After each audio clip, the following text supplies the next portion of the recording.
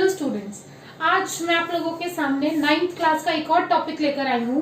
और ये जो टॉपिक है वो 9th क्लास के लिए, क्या साइंस के लिए, स्पेशली केमिस्ट्री के लिए बहुत बहुत इंपॉर्टेंट है। जितने भी हम 9th क्लास की साइंस में या 10th में या जितने भी अपर क्लासेस में हम एलिमेंट्स के नाम सुनते हैं रेगुलर वर्ड्स में, ये उनके बारे में है ये वाला टॉपिक। तो आइए देखते हैं इस टॉपिक के बारे में। इस टॉपिक को याद करने के लिए ये एक छोटा सा सीक्वेंस है जो मैंने यहाँ लिखा हुआ है, एक बार इसको पढ़िए। है, ही, ली, बेब, knopf, ब्रेक, नामगल, सिप, सकल, ब्रेक, कक्का। ये जो मैंने लिखा है कुछ अजीब सा लग रहा होगा हिंदी में, लेकिन ये आपको आपके 20 तक के एलिमेंट्स जितने भी हैं ये आपको उनको याद कराने में बहुत हेल्पफुल है। कैसे, एक बार दोबारा से पढ़ते हैं। है, ही, ली, बेब, knopf, नामगल, सिप, सकल, ब्रेक, कक्का। इसको फ्लो में आप लोग पहले पढ़िए और फ्लो में पढ़ के फिर इसको ब्रेक ब्रेक करके पढ़िए। कैसे? है, ही, ली, बेब, क, ये देखिए इधर, न, ये रहा, ओ,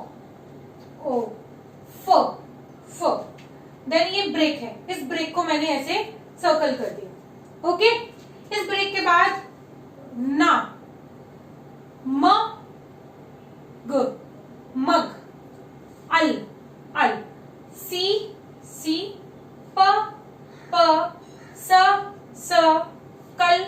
कल, फिर एक ब्रेक है। This is an neon, sorry, break, देन का और कक्का। तो ये जो 20 तक के एलिमेंट्स थे ये इनको याद करने के लिए एक छोटी सी शॉर्ट ट्रिक है। आप लोग सब इस शॉर्ट ट्रिक को अपनी नोटबुक्स में लिखें और इसको अच्छे से याद करें।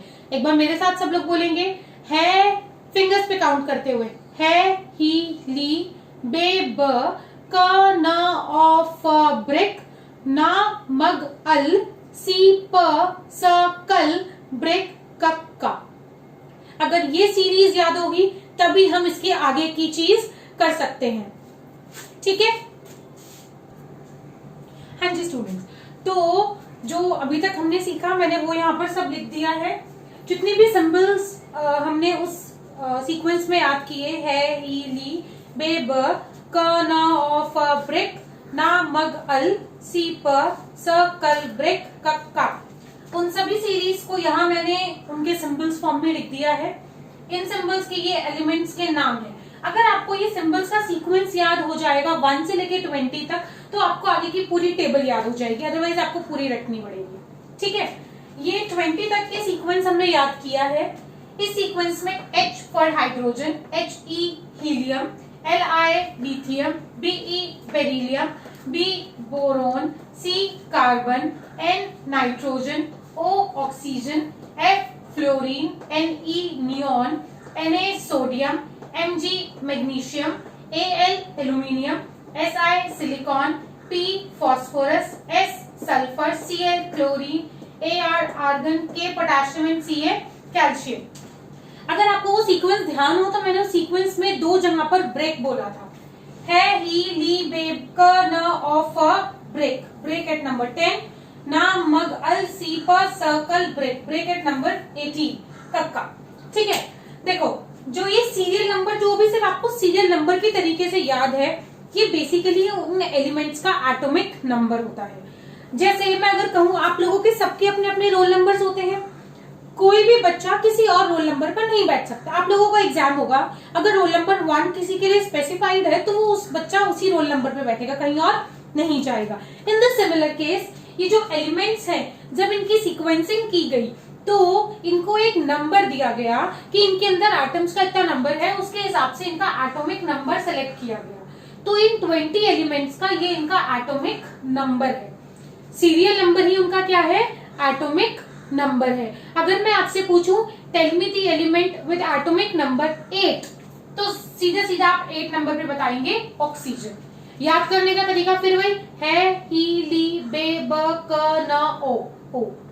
8 नंबर पे क्या आया? O for oxygen. Okay, then इन सारे एलिमेंट्स को जब हमने याद कर लिया, ये एटॉमिक नंबर हमको पता है, बट एटॉमिक नंबर था क्या? देखो बहुत सारे साइंटिस्ट ने डिस्कवरीज करी, प्रोटॉन्स निकाले, इलेक्ट्रॉन्स निकाले, न्यूट्रॉन्स निकाले गए, इन सब के बारे में हम डिटेल्स में पढ़ेंगे। लेकिन फॉर द टाइमिंग आप इतना समझ लीजिए कि एक एटम में जितने प्रोटॉन्स होते हैं वही उसका एटॉमिक नंबर बन जाता है। फिर से रिपीट करती हूँ, एक एटम में या एक एलिमेंट में जितने उसके प्रोटॉन्स होते हैं उतना उसका एटॉमिक नंबर बन जाता है। फॉर एग्जाम्पल मैंने अगर सपोज करो लिथियम की बात करी, लिथियम का एटॉमिक नंबर कितना है? 3। इट मींस लिथियम में कितने प्रोटॉन्स अवेलेबल है? 3। एटॉमिक नंबर 10, जितना जिसका सीरियल नंबर, जितना जिसका एटॉमिक नंबर, उतने ही उसमें प्रोटॉन्स। ठीक है, अगर डेफिनेशन आती है what do you mean by atomic number, तो atomic number is the number of protons in an element. जितने भी एलिमेंट में प्रोटॉन्स होते हैं उनकी संख्या को ही उसका हम एटॉमिक नंबर कहते हैं। नेक्स्ट, ये चीज बाद में डिस्कवर करी गई कि जितने प्रोटॉन्स हैं उतने ही इलेक्ट्रॉन्स भी होते हैं। एक जनरल एलिमेंट में, हम यहाँ आयन की बात नहीं कर रहे हैं, हम यहाँ एलिमेंट्स की बात कर रहे हैं। अगर मैंने बात करी सोडियम, सोडियम का एटॉमिक नंबर कितना है? ही, ली, बे, ब, क, न, ओ, फ, ब्रिक, ना। ना मतलब सोडियम, सोडियम का एटॉमिक नंबर 10, 1, 11। तो 11 उसका एटॉमिक नंबर है, 11 ही उसमें क्या है? प्रोटॉन्स, 11 ही उसमें क्या है? इलेक्ट्रॉन्स। तो अगर मैं आपसे पूछूं कि एक एलिमेंट में कितने प्रोटॉन्स, जितना उसका एटॉमिक नंबर, जितना उसका सीरियल नंबर, उतने ही उसमें प्रोटॉन, उतने ही उसमें electrons. I think I made myself clear. एक बारी मैं शॉर्ट में यहाँ लिख देती हूँ, protons is equals to electrons is equals to atomic number is equals to serial number. ये आप अलग से नहीं नोट करना चाहे तो कर लें कि एक एलिमेंट में जितना उसका प्रोटॉन, उतने ही उसमें इलेक्ट्रॉन्स, उतने ही उसका एटॉमिक नंबर और उतना ही उसका सीरियल नंबर। और सीरियल नंबर आप याद करेंगे उस ट्रिक से। समझ में आ गया होगा कि अगर वो ट्रिक याद है तो आप किसी भी एलिमेंट के कितने इलेक्ट्रॉन्स है, कितने प्रोटॉन्स है, वो आप इजीली बता सकते हैं। और एग्जाम में सीधा सीधा पूछा जाता है, एल्यूमिनियम में कितने प्रोटॉन्स है ये बताइए, एल्यूमिनियम में कितने इलेक्ट्रॉन्स है ये बताइए। कोई भी एलिमेंट दे देंगे आपको और आपको ये उसका बताना पड़ेगा। देन इसके बाद एक और नई टर्म मैंने यहाँ पे लिखी है, एटॉमिक मास। देखो क्या हुआ, जब साइंटिस्ट ने इसकी डिस्कवरीज करी एलिमेंट्स की, तो उन्होंने क्या बताया, मैं आपको जब भी बता देती हूँ कि सेंटर में सारा वेट जो होता है ना, वो सेंटर में होता है। एक इलेक्ट्रॉन, एक एलिमेंट का जितना भी वेट होता है वो उसके सेंटर में होता है, और सेंटर में होते हैं प्रोटॉन्स और न्यूट्रॉन्स। ये सब क्या होता है, इन सब के बारे में हम डिटेल पढ़ेंगे, लेकिन फिलहाल एक नटशेल में अंदर क्या है वो मैं बता रही हूँ। प्रोटॉन्स और न्यूट्रॉन्स क्या होते हैं, उसके सेंटर में होते हैं, और पूरा वेट इसलिए कहाँ होता है? सेंटर में। और बाहर ऐसे शेल्स होते हैं, और इन शेल्स के अंदर इलेक्ट्रॉन्स पाए जाते हैं। क्या पाए जाते हैं? इलेक्ट्रॉन्स। और सेंटर में क्या है? प्रोटॉन्स और न्यूट्रॉन। तो एक एलिमेंट का जो सारा वेट होता है, जो उसका मास होता है, वो उसके सेंटर की वजह से होता है। तो जो उसका मास होता है वो प्रोटॉन्स और न्यूट्रॉन्स के बराबर होता है। Protons plus neutrons is equals to the atomic weight of that element, right? यहाँ का उस एलिमेंट में कितना वजन है वो उसके प्रोटॉन्स और न्यूट्रॉन से डिसाइड होता है, इलेक्ट्रॉन से डिसाइड नहीं होता। वैसे प्रोटॉन्स और इलेक्ट्रॉन्स की जो नंबर होते हैं वो जनरली सेम होते हैं। ठीक है, अब हम बात करते हैं न्यूट्रॉन्स की होते क्या है। देखिए, एक एलिमेंट में पाए जाने वाले जितने भी पॉजिटिवली चार्ज पार्टिकल्स होते हैं, यानी कि जो पॉजिटिव होते हैं, वो क्या कहलाते हैं? Protons. P for positive, P for protons. ठीक है, और जितने भी नेगेटिव चार्ज पार्टिकल्स होते हैं वो होते हैं इलेक्ट्रॉन्स। P फॉर पॉजिटिव, जितने भी पॉजिटिव चार्ज पार्टिकल्स हैं वो है प्रोटॉन्स, जो नेगेटिव चार्ज पार्टिकल्स है दैट आर इलेक्ट्रॉन्स। उसके अलावा जिनके ऊपर कोई भी चार्ज नहीं होता वो होते हैं न्यूट्रॉन्स। तो एक एलिमेंट के अंदर 3 चीजें पाई जाती हैं, अगर हम ऐसे कहें तो एक प्रोटॉन्स, एक इलेक्ट्रॉन्स और एक neutrons. Protons are positively charged, electrons are negatively charged and neutron has no charge at all. Protons और इलेक्ट्रॉन्स इक्वल होते हैं जनरली। अगर कोई आयन बनेगा तो आयन के अकॉर्डिंगली प्लस P और E कमियां ज्यादा हो जाएंगे, वो हम डिस्कस करेंगे बाद में। फिलहाल के लिए P और E इक्वल होते हैं, इसलिए मैंने यहाँ पर क्या लिखा है कि एलिमेंट के केस में P और E और एटॉमिक नंबर, ये तीनों चीजें सेम है, ठीक है। चलिए next we come back again to the atomic mass. जो हमारा ये एटॉमिक मास होता है, एटॉमिक मास इस हमारे एटॉमिक नंबर का जनरली डबल होता है। किसी किसी केस में ये डबल से थोड़ा सा ज्यादा भी हो जाता है, otherwise it is more or less equal to double of the atomic number. देखो कहीं कहीं पर ही हमारा अलग भी जाएगा। हाइड्रोजन के केस में 1 है, हीलियम का डबल हो गया, लिथियम में +1 हो गया, बेरिलियम में +1 हो गया, बोरोन में डबल है, कार्बन पे डबल है, नाइट्रोजन में डबल है, ऑक्सीजन में डबल है, फ्लोरीन में डबल है, नियॉन में डबल देता है, सोडियम अलग दे रहा है। अलग वाले को हम अलग मार्क कर लेते हैं सो दैट हमें याद भी रहेगा कि इनके अलग होते हैं, ठीक है। मैग्नीशियम डबल है, एल्यूमिनियम डबल से एक ज्यादा है, सिलिकॉन में डबल है, फास्फोरस भी डबल है, सल्फर डबल है, क्लोरीन में एक्सेप्शन चलता है, क्लोरीन का 35.5 है, अलग से भी पूछा जाता है क्लोरीन का क्वेश्चन, ठीक है। आर्गन में भी 40 है, इसका भी डबल से ज्यादा है, पोटेशियम भी अलग है और कैल्शियम में डबल है, ठीक है। ये आपको कुछ नहीं है, एटॉमिक मास आपसे कोई बहुत ज्यादा नहीं पूछा जाएगा, बट स्टिल एक आप उसकी जब आप लर्न करेंगे तो नंबर से ऑलमोस्ट डबल जो जाता है वो हमारा एटॉमिक मास होता है, ठीक है। अभी मैंने आपको खुद बताया एटॉमिक मास क्या होता है, प्रोटॉन्स और न्यूट्रॉन्स का सम होता है। सेंटर में हमारा क्या है, प्रोटॉन्स और न्यूट्रॉन्स है और इलेक्ट्रॉन्स बाहर चक्कर लगा रहे हैं। ये किसका मॉडल है वो हम अभी नेक्स्ट उसमें आएंगे। प्रोटॉन्स और न्यूट्रॉन्स अगर मास के बराबर है और मुझे मास पता है और प्रोटॉन्स पता हो तो मैं न्यूट्रॉन्स निकाल सकती हूँ। कैसे? न्यूट्रॉन्स की वैल्यू क्या निकल कर आएगी, फिर पी को इधर ले जाओ, यानी कि जो उसका एटॉमिक मास है उसमें से मैं प्रोटॉन्स को माइनस कर दूं अगर, तो मेरा न्यूट्रॉन्स निकल आएगा। ये मेरा एटॉमिक मास है, ये मेरा प्रोटॉन है, तो इसमें से इसको माइनस कर दें। 1 - 1 0, 4 - 2 2, 7 - 3 4, 9 - 4 5, 10 - 5 5, 12 - 6 6, 14 - 7 7, 16 - 8 8, 18 - 9 9, 20 - 10 10, 23 - 11 12, 24 - 12 12, 27 - 13 14, 28 - 14 14, 30 - 15 15, 32 - 16 16, 34.5 - 17 is prox 18.5, 40 - 18 sorry it's 22, 39 - 19 is 20 and 40 - 20 is 20। तो ये हमारी क्या निकल गए, न्यूट्रॉन्स। वेरी सिंपल है, आपको कुछ भी रटने की इसमें कोई जरूरत नहीं है, सिर्फ आपको वो 2 लाइंस याद रखनी है जो मैंने सबसे स्टार्टिंग में बताई थी। उन 2 लाइंस को अगर आपकी याद होंगी, उन 2 लाइन से आप ये सिंबल्स लिख सकते हैं, एटॉमिक मास बना सकते हैं, प्रोटॉन्स और इलेक्ट्रॉन्स निकाल सकते हैं और न्यूट्रॉन्स भी निकाल सकते हैं, ठीक है। इसके बाद अब हम जो नेक्स्ट टॉपिक करने वाले हैं वो है इलेक्ट्रॉनिक कॉन्फ़िगरेशन। हाँ जी, तो अब हम जो डिस्कस करने वाले हैं वो है इलेक्ट्रॉनिक कॉन्फ़िगरेशन। देखो अभी तक जो हमने चीजें करी वो हमने एक कंसेप्ट के ऊपर बेस करी थी। अब जो मैं इलेक्ट्रॉनिक कॉन्फ़िगरेशन आपको समझाने जा रही हूँ उसके लिए कुछ छोटा सा एग्जांपल है जो आप लोग सब अपने आसपास ऑब्जर्व कर सकते हैं। सपोज कीजिए आपके पास एक 4 मंजिल की बिल्डिंग है, ठीक है, 1 2 3 and 4। ये अलग अलग फ्लोर्स है, 1st floor, 2nd floor, 3rd floor and 4th floor, ठीक है। ये जो 1st फ्लोर है ये सपोज करो नीचे का पार्किंग एरिया है जहां पर ज्यादा जगह नहीं है, सिर्फ 2 लोगों के रहने की जगह, ठीक है। ये आपका मेन फ्लोर है, इस मेन फ्लोर पे कितने लोगों के रहने की जगह है, लेट्स से इस मेन फ्लोर पे 1 2 3 4 5 6 7 8 लोगों के रहने की जगह है। सेम इज द केस, ये भी आपका एक मेन फ्लोर है, इस पर भी 8 लोगों के रहने की जगह है और ये ऊपर की छत थी जिसपे सिर्फ 2 ही लोग रह सकते थे, ठीक है। ऐसा कुछ है।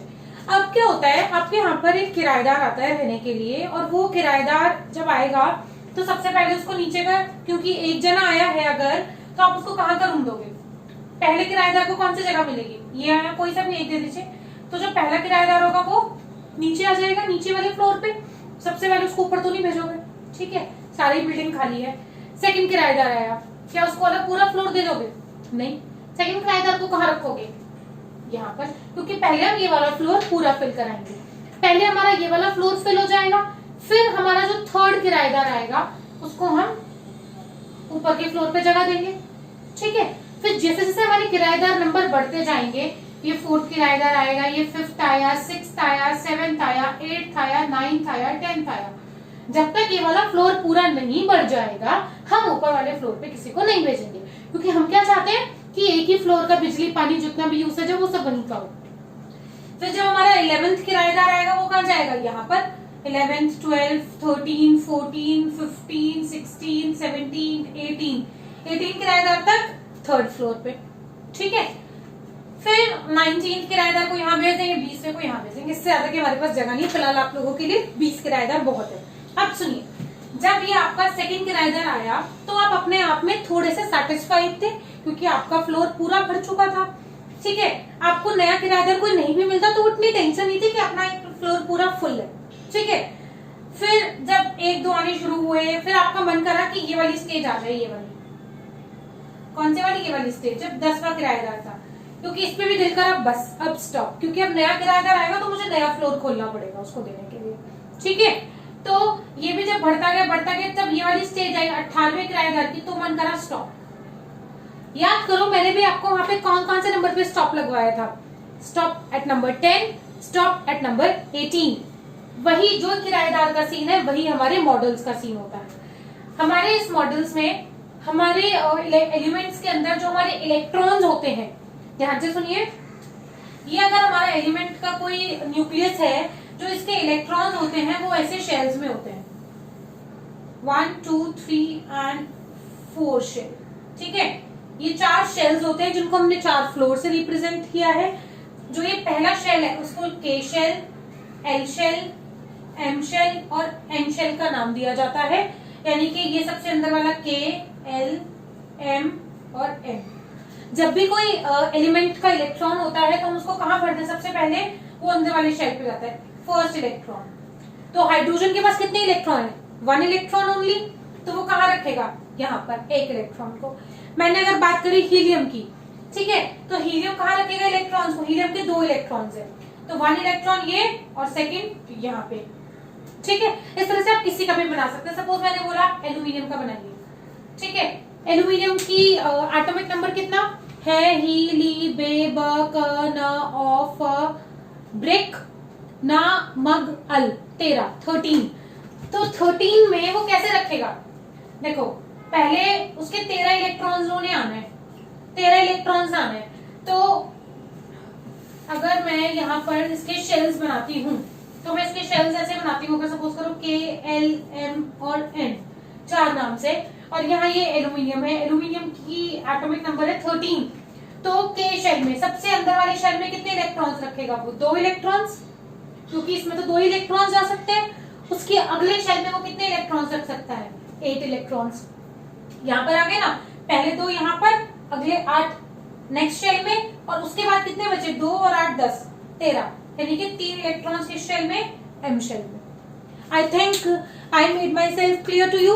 अब हम इसके बाद हम डिटेल करेंगे, एक एक एलिमेंट की कर हम देखते हैं। ठीक है, देखिए, तो अब ये मैंने कुछ जो आपके एलिमेंट्स हैं वो लिखे हैं और कुछ उनकी इलेक्ट्रॉनिक कॉन्फ़िगरेशन लिखी है।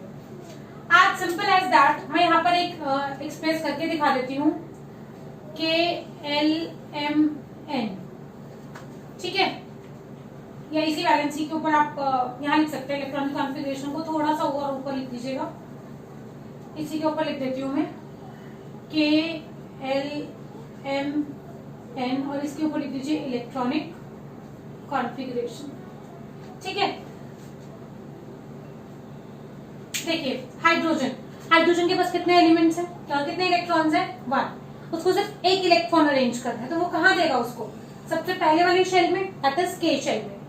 हीलियम के पास कितने इलेक्ट्रॉन्स हैं, 2, तो 2 इलेक्ट्रॉन्स तो पहले वाले शेल में आ सकते हैं इजीली, तो वो सबसे अंदर वाले शेल में ही दोनों इलेक्ट्रॉन्स को रखेगा। और मेक श्योर जो ये एलिमेंट्स को रखेगा इलेक्ट्रॉन्स को, तो वो हमेशा दूर दूर रखेगा, क्योंकि एक इलेक्ट्रॉन इधर रहना चाहेगा, दूसरा इलेक्ट्रॉन इधर, क्योंकि इलेक्ट्रॉन एक दूसरे को रिपेल करता है। इलेक्ट्रॉन और इलेक्ट्रॉन एक दूसरे को रिपेल करेगा, अट्रैक्ट नहीं करेगा।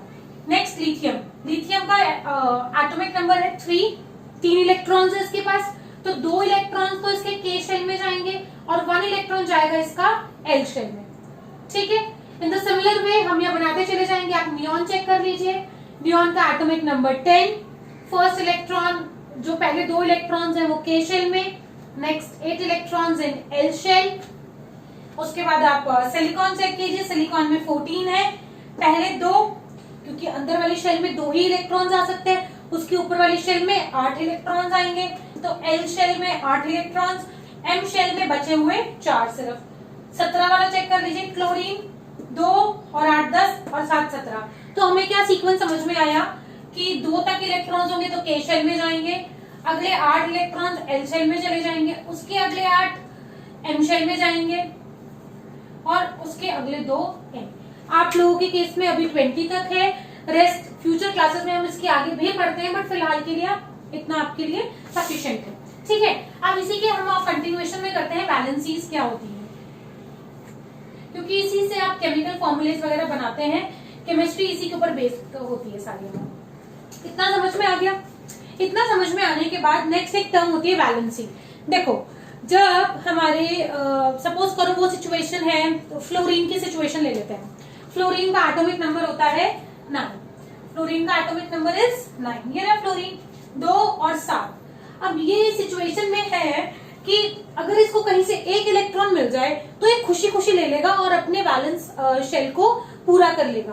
तो वैलेंसी वो चीज रिप्रेजेंट करती है कि the number of electron which an element either want to give or to take to have a balance.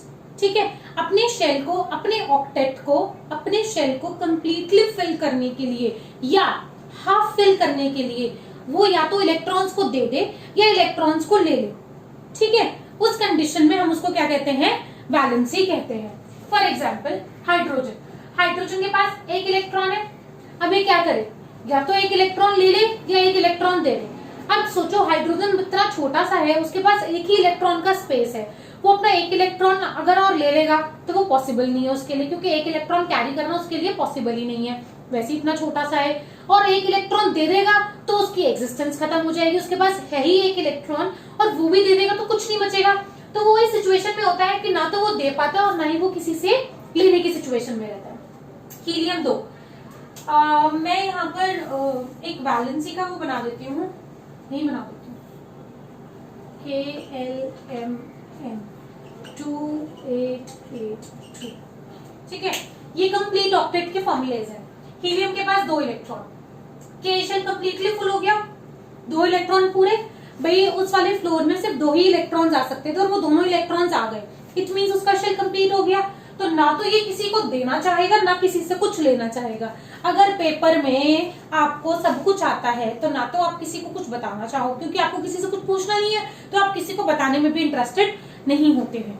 इसी केस में आप ऐसे समझ लो, इसका शेल पूरा है, शेल पूरा है ना, K शेल पूरा है, K शेल में 2 इलेक्ट्रॉन चाहिए थे, इसके पास 2 इलेक्ट्रॉन है, तो ना इसको देने की जरूरत है ना इसको लेने की जरूरत है। वैलेंसी कितनी हो गई इसकी? 0। लिथियम, लिथियम की एटॉमिक नंबर 3, ये बन जाएगी कॉन्फिगरेशन की 2,1। तो अब इस केस में क्या चाहेगा ये? क्योंकि इस वाले शेल को पूरा होने में 7 और इलेक्ट्रॉन्स चाहिए, 7 इलेक्ट्रॉन्स लेना मुश्किल है, एक देना आसान है, तो ये एक अपना दे देगा। ठीक है, बेरिलियम, बेरिलियम की वैलेंसी है, बेरिलियम का एटॉमिक नंबर है 4 पे बन जाएगा 2,2। राइट, अब एल शेल की वैलेंसी पूरी होने के लिए 6 और इलेक्ट्रॉन्स चाहिए, 6 लेना मुश्किल है, तो वो 2 अपने दे देगा कि 2 देकर भी मैं अपना शेल पूरा कर सकता हूँ। In the same case boron देखिए, बोरोन का एटॉमिक नंबर है 5 एटॉमिक नंबर पे 2,3 बनता है। 3 इलेक्ट्रॉन्स देना इज कंपैरेटिवली इजियर, क्योंकि इसको पूरा होने के लिए 5 चाहिए थे, 5 लेना मुश्किल है, 3 देना आसान है, तो 3 दे देगा। कार्बन 4 2,4, अब 4 देना या लेना दोनों ही मुश्किल होता है, तो ऐसे केस में कार्बन क्या करता है? साझेदारी करता है, यानी कि शेयरिंग करता है, इलेक्ट्रॉन्स को देता और लेता नहीं है, शेयर करता है। जब तुझे चाहिए तो हम दोनों शेयर कर लेंगे दोनों चीजें। ठीक है, तो इसमें भी हमने कोई निशान नहीं लगाया है। देन नाइट्रोजन 2,5, इसको वैलेंसी पूरी करने के लिए 3 और चाहिए, 3 लेना आसान है एज कंपेयर टू 5 देने के, तो ये क्या करेगा? 3 ले लेगा। ठीक है, इन द सिमिलर केस ये आप सारे देख लीजिए। अब बस मुझे एक चीज और बतानी है इसमें, देखो जो इसमें हम अब आयंस भी साथ साथ बता देती हूँ मैं आपके, इसमें आयंस कैसे बनते हैं, ठीक है। आप मुझे ये देखिए, जब आप किसी को कुछ देते हैं तो जो देने वाला होता है वो तो दानी होता है, और जो लेने वाला होता है, मांगने वाला होता है, वो क्या होता है, भिखारी माना जाता है। तो जो देने वाला है वो पॉजिटिव, यानी कि जिसने अपना एक इलेक्ट्रॉन दे दिया, देखो लिथियम ने एक दिया, ये एरो का साइन देखो बाहर की तरफ लग रहा है, लिथियम ने एक दिया तो एक इलेक्ट्रॉन देने के बाद लिथियम क्या बना देगा, +1, ठीक है। बेरिलियम ने 2 दिए, बेरिलियम 2 देने के बाद बनाता है Be2+। बोरॉन 3 देने के बाद बनाएगा बोरॉन 3+, ठीक है। इस कंडीशन से आप देखो, सोडियम देखो 1 देकर क्या बनाएगा, Na+, magnesium Mg2+, aluminium Al3+। आप और भी देख सकते हैं, क्लोरीन चेक कर सकते हैं, क्लोरीन ने 1 लिया, जिसने मांग लिया वो तो भिखारी हो गया, तो मांगने वाले को हम जनरली नेगेटिव कंसिडर करते हैं। ये याद करने की ट्रिक है और कुछ नहीं है। क्लोरीन यानी कि उसने 1 लिया है, 1 लेने वाला Cl-, 2 लेने वाला सल्फर S2-, फास्फोरस लगा दो P3-। आप ऐसे, जो इस पे 0 है उस पे कोई चार्ज नहीं बनता। उसके बाद हमारा यहाँ पर है नाइट्रोजन, नाइट्रोजन ने 3 क्या करे हैं, लिए हैं। 3 लेने पर ये हो गया N3-, O2-, F-। अब आपको इससे ये ध्यान रहेगा कि जितने भी हमारे एलिमेंट्स होते हैं, किस पे प्लस आता है, किस पे माइनस आता है, 1, 2 कितने भी जाते हैं, वो सब इसी सीरीज पे डिपेंड करता है। आई होप आपको आज की क्लास में समझ में आया होगा, और ये चीजें, ये आयंस कैसे बनते हैं ये भी आपको समझ में। एक और चीज छोटी सी बस, जितने भी ये पॉजिटिव चार्ज वाले होते हैं इनको हम कहते हैं कैटायंस, और जितने भी नेगेटिव चार्ज वाले होते हैं इनको हम कहते हैं एनायंस, ठीक है। तो जितने भी पॉजिटिव चार्ज है, इलेक्ट्रॉन्स को देकर जो बने हैं दैट आर कैटायंस, और जो इलेक्ट्रॉन्स को लेकर बने हैं that are called anions. With this I am completing this, I am just having a pause or a break to this video. फिर मिलते हैं नेक्स्ट वीडियो में। Thank you.